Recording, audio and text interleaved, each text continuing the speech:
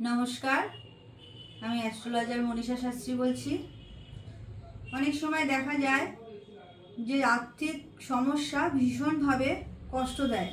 তার যদি সেই রকম আর্থিক সমস্যায় আপনারা ভোগেন, সেক্ষেত্রে কমলা লক্ষ্মী মানে 4 হাতের যে লক্ষ্মী ঠাকুর পাওয়া যায়, অষ্টধাতুর হলে সবচেয়ে ভালো হয়। সেই কমলা লক্ষ্মীকে আপনারা উত্তর দিকে বসাবেন, মানে আপনাদের মুখ উত্তর দিকে থাকবে। আপনারা একটা লাল আসনের উপর বসবেন আর কমলা লক্ষ্মী মাকে বসাবেন উত্তর দিকেই, যাতে তার মুখটা থাকে দক্ষিণ দিকে।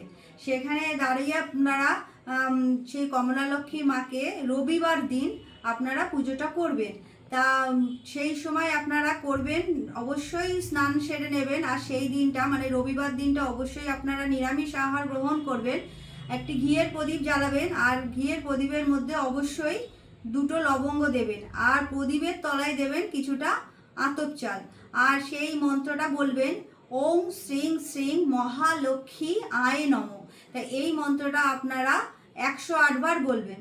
যদি দেখা যায় প্রচুর আর্থিক কষ্ট হচ্ছে, সেই ক্ষেত্রে আপনারা এই 4 হাতের মা কমলা লক্ষ্মীকে রবিবার দিন আপনারা পুজোটা করবেন। অবশ্যই নিরামিষটা খাবেন। তারপরে অনেক সময় যারা চাকরি করছে, সেক্ষেত্রে তো তাদের একটা মাইনা হিসেবে টাকা আসেই। সেখানে আর্থিক কষ্ট হঠাৎ করেই চলে আসে না, কারণ মাইনা সিস্টেমে যারা চাকরি করেন তাদের ক্ষেত্রে টাকাটা একটা তারা হিসাব মতোই তাদের টাকাগুলোকে কাজে লাগান। কিন্তু সব থেকে প্রবলেম হয় যারা ব্যবসা করছেন। বিভিন্ন ধরনের ব্যবসা রয়েছে। অনেক সময় দেখা যায় ব্যবসা চলতে চলতে হঠাৎ ব্যবসাটা খারাপের দিকে চলে যায়। আসলে সময়টা আপনাদের ব্যবসার ক্ষেত্রে বর্তমান সময় দশা অন্তর্দশা গোচর কীভাবে যাচ্ছে, সেই হিসেবে কিন্তু ব্যবসার জায়গাটা দেখতে হবে। হয়তো দেখা যাচ্ছে যে ভালোই চলছিল, হঠাৎ করেই কাস্টমার আসা বন্ধ হয়ে গেছে, বা কাস্টমার আসলেও সেইভাবে বিক্রি হচ্ছে না।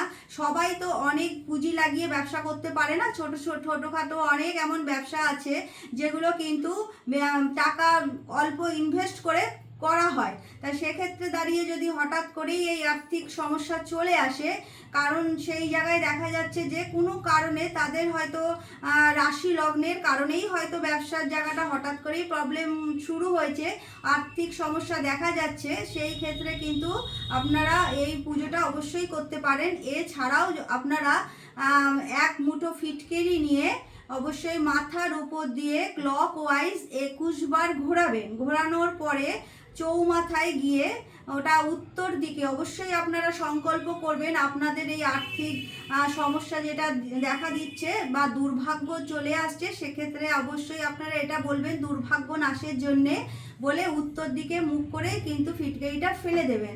যাতে এমন সময় করবেন যাতে খুব একটা লোকবল না থাকে, নিরিবিলি থাকে একটু। এটা পরপর সোমবার শুরু করবেন, পরপর 21 দিনও করতে পারেন বা 21টা সোমবারও কিন্তু করতে পারেন। এতেও অনেকটা নেগেটিভ প্রভাব কমবে।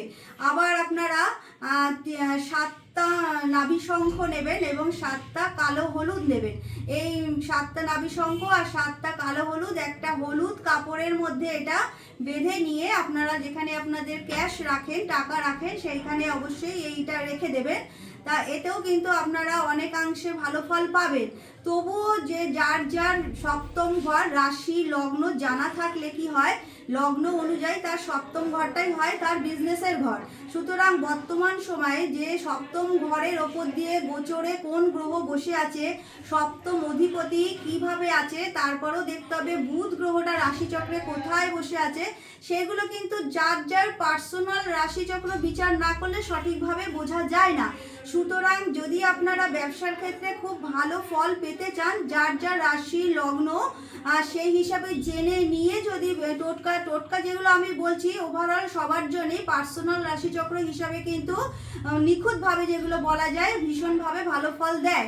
তা আপনারা যদি আপনাদের দেখেন যে বর্তমান সময় ব্যবসা এরকম কষ্টের মধ্যে দিয়ে চলছে বা আর্থিক প্রবলেম, টাকা পয়সার অসুবিধা দেখা যাচ্ছে, সেই জায়গায় কিন্তু আপনারা এই যে কাজগুলোর কথা বললাম সেগুলো করলে অবশ্যই যে নেগেটিভ প্রভাবটা চলছে তার থেকে বেরিয়ে আসতে পারবেন।